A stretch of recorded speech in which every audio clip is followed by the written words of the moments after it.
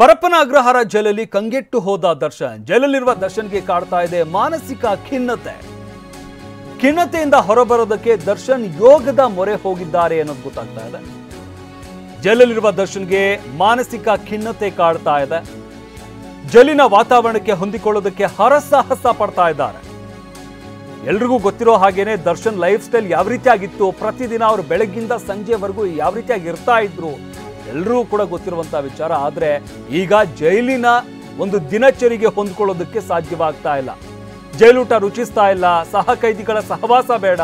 ಜೈಲಲ್ಲಿ ದರ್ಶನ್ಗೆ ಇನ್ನಿಲ್ಲದೆ ಕಾಡ್ತಾ ಇದೆ ಒಂಟಿತನದಿಂದ ಪಾರಾಗೋದಕ್ಕೆ ಪುಸ್ತಕ ಕೇಳಿ ಪಡೆದಿದ್ದ ದರ್ಶನ್, ರೇಣುಕಾಸ್ವಾಮಿ ಹತ್ಯೆ ಬಗ್ಗೆ ಪಶ್ಚಾತ್ತಾಪ ಪಡ್ತಾ ಇರುವ ದರ್ಶನ್, ಮುಂದೆ ಏನಾಗುತ್ತೆ ಎಂಬ ಭಯದಿಂದ ದರ್ಶನ್ ಒದ್ದಾಡ್ತಾ ಇದ್ದಾರೆ. ಹೌದು, ಈ ಪ್ರಕರಣಕ್ಕೆ ಸಂಬಂಧಪಟ್ಟಂತೆ ಇನ್ನೂ ತೀರ್ಪು ಬಂದಿಲ್ಲ, ಇನ್ನೂ ವಿಚಾರಣೆದಿನ ಕೈದಿಯಾಗಿದ್ದಾರೆ ದರ್ಶನ್. ಆದರೆ ಪ್ರಕರಣದ ತನಿಖೆಯಾಗಿ ಕೋರ್ಟ್ ಏನು ತೀರ್ಪು ಕೊಡುತ್ತೆ ಅನ್ನೋ ಒಂದು ಭಯ ಕೂಡ ದರ್ಶನ್ಗೆ ಇರುವಂಥದ್ದು. ಇನ್ನು ಪೊಲೀಸರ ತನಿಖೆ, ಕಲೆ ಹಾಕ್ತಾ ಇರುವಂತಹ ಸಾಕ್ಷಿಗಳ ಬಗ್ಗೆ ಟೆನ್ಷನ್ ಹೆಚ್ಚಾಗ್ತಾ ಇದೆ ದರ್ಶನ್ಗೆ ದಿನೇ ದಿನೇ.